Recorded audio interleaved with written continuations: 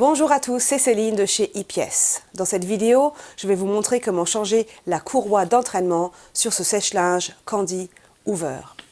Si votre sèche-linge fonctionne correctement, mais que le tambour ne tourne pas, premièrement, vérifiez avec notre vidéo de diagnostic ce qui peut être le problème. Si vous avez identifié que le problème vient de la courroie, je vais vous montrer comment la remplacer. Attention, par des mesures de sécurité, vérifiez d'avoir bien débranché l'appareil avant de commencer toute réparation.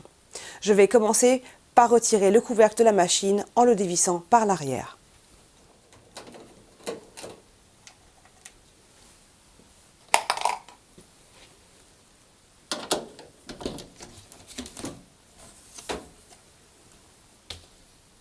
Je vais maintenant retirer le panneau avant en dévissant les vis ici. Posez le panneau de commande sur la machine, puis retirez le panneau inférieur et mettez-le de côté.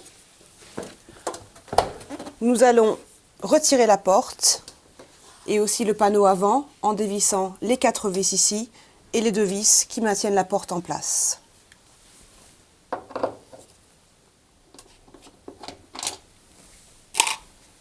Toujours commencer par la vis du bas et maintenez la porte avec la main pour qu'elle ne s'effondre pas d'un seul coup.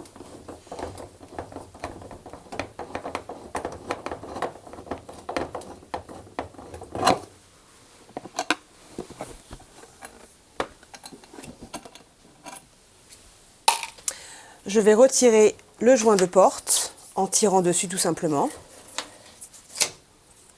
Puis dévisser le panneau avant qui est maintenu par 4 vis, 2 sur le haut et 2 cachés sous le panneau avant.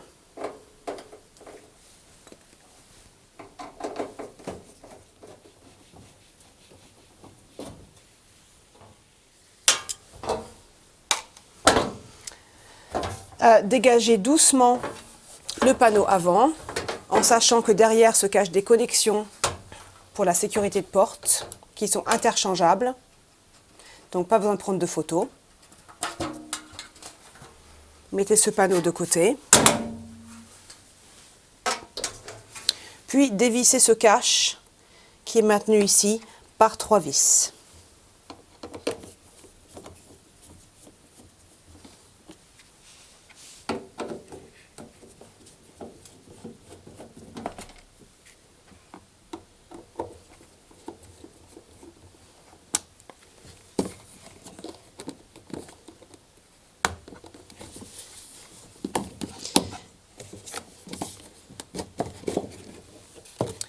Voici le ventilateur au fond de l'appareil. Je vais retirer ce cercle ici d'abord.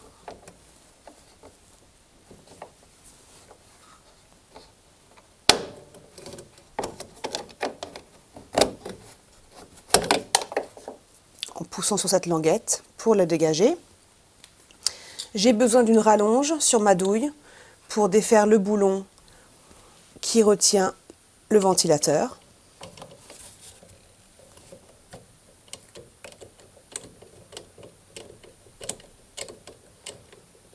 Quand le boulon devient assez lâche, terminez manuellement.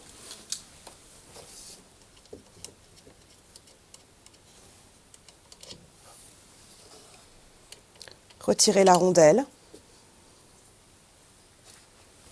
Puis tirez sur le ventilateur pour qu'il vienne vers vous. Et il existe une deuxième rondelle sur la tige à retirer également.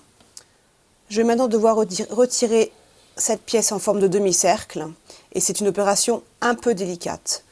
Soyez conscient qu'il existe des câbles sur les côtés et pendant l'opération, il faudra garder ça en tête pour ne pas les arracher ni les abîmer. Donc la première chose à faire, c'est de passer la main au fond et de faire glisser la pièce vers vous et de la dégager de ses clips. Puis, dégagez les câbles à l'intérieur. Faites tourner la pièce sur le côté et amenez-la aussi près du rebord que possible.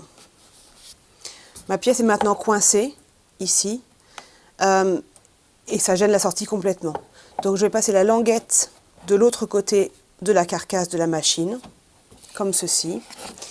Et le coin ici, je vais le pousser vers l'intérieur de la machine pour créer un peu de mouvement et pouvoir faire tourner la pièce de ce côté-là. Encore une fois, on fait attention au câble sur ce côté. Donc pousser.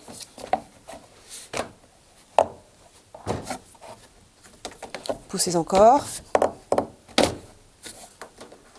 Et la pièce est maintenant sortie. Donc vous voyez, j'ai poussé le galet vers la droite et j'ai fait passer la courroie vers le devant du galet. Je vais maintenant remettre mes mains dans l'appareil et pousser le galet ici vers la gauche en faisant coulisser la courroie vers l'avant. Et voilà, la courroie est maintenant libérée du galet de gauche. La courroie est encore bien maintenue à l'intérieur de la machine, autour de l'axe du moteur. Pour me permettre de la retirer, je vais devoir dévisser et desserrer un peu le moteur par-dessous la machine pour qu'il y ait un peu de mouvement qui me permettra de décoincer et de déplacer la courroie. Les boulons sont sous la machine, je vais complètement enlever les boulons de l'avant et desserrer les boulons de l'arrière. Je vais maintenant poser ma main sur les deux boulons qui sont encore connectés sous la machine et soulever le moteur par le dessous, en même temps que faire tourner la courroie et la mener vers le bout de l'axe du moteur pour la libérer.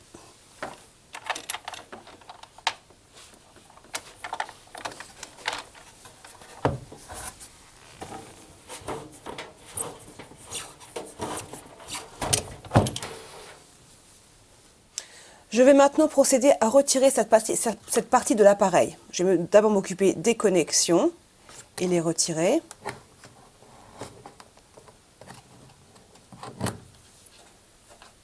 Et sortir les fils ici.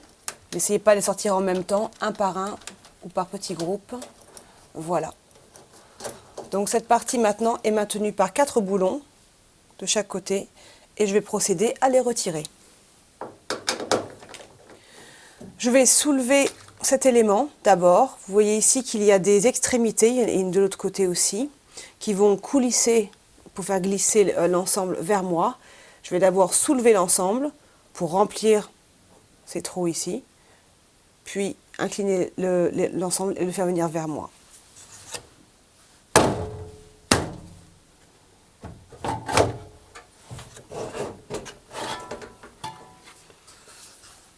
Comme ceci. Pour retirer une courroie endommagée, faites-la glisser vers l'avant du tambour, comme ceci.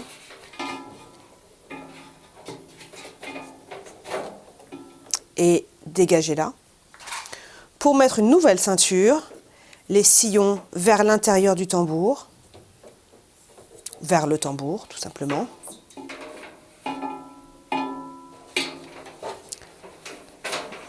Tout simplement de la même manière. Alors le moteur a toujours du mouvement car je n'ai pas remis les boulons, donc je me sers d'un tournevis comme levier pour le soulever un petit peu. Et je vais attraper ma courroie et la faire passer sur l'axe du moteur. Comme ceci. Je vais replacer le support du tambour. Placer les languettes dans les orifices.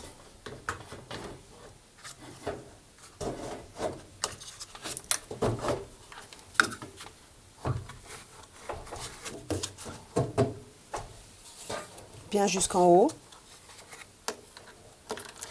Rentrez les câbles en bas. Soulevez le tambour.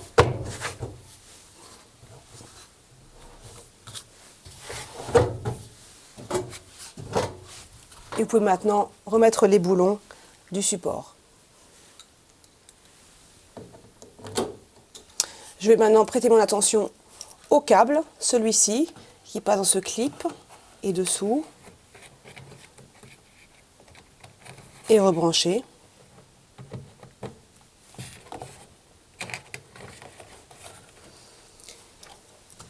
Et remettre les fils par petits groupes ici. Alors pour remettre la courroie, je vais faire incliner cette roue vers la droite et passez la courroie ici. Cette roue vers la gauche et passez la courroie à l'intérieur ici.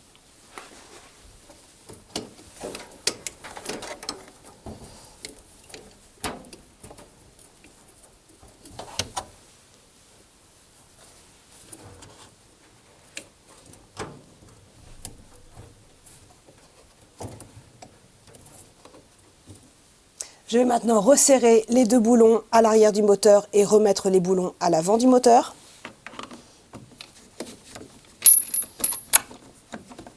Je vais replacer la moitié de ce boîtier en place.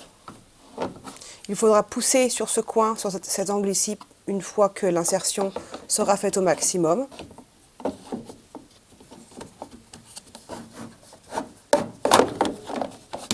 Pour remettre le boîtier en place, il existe une tranchée le long du côté ici dans lequel va s'insérer la languette. Soyez aussi conscient qu'il y a des câbles, donc poussez-les hors de côté et hors de portée pour qu'ils ne soient pas attrapés.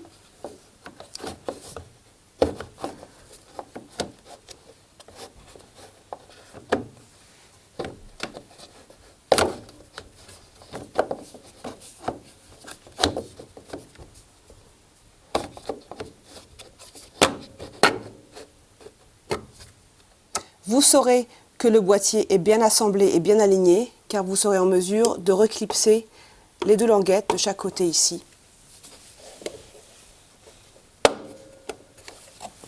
Et je vais maintenant remettre le ventilateur, en commençant par la rondelle.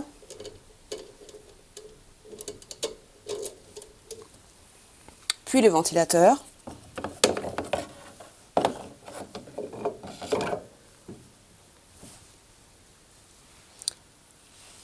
Jusqu'au fond.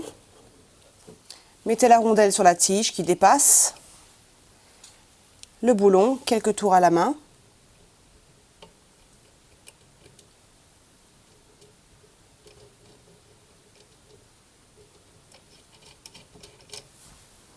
Puis utilisez une douille et une rallonge pour terminer de le resserrer. Une fois que le boulon est bien serré, replacez le cache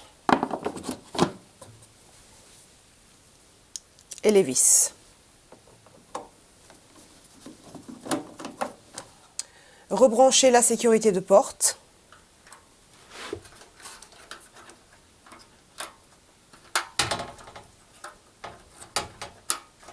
Et la façade.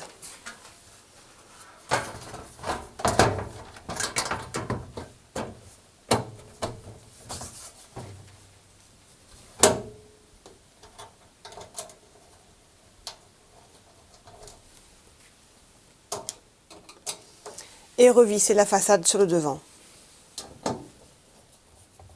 Puis remettez la porte en place.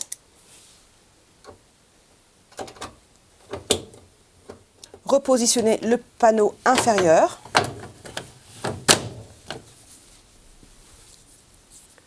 Puis le joint de porte.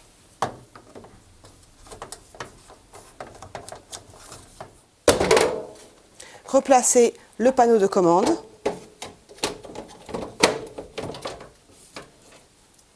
Et revissez-le. Il ne me reste plus que maintenant qu'à replacer le couvercle sur la machine.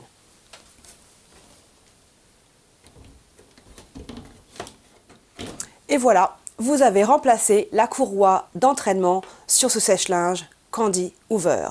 N'oubliez pas que toutes les pièces détachées dont vous avez besoin pour sèche-linge et tous vos autres appareils électroménagers sont disponibles sur notre site internet ipies.fr. Merci d'avoir visionné cette vidéo et à très bientôt chez iPièces.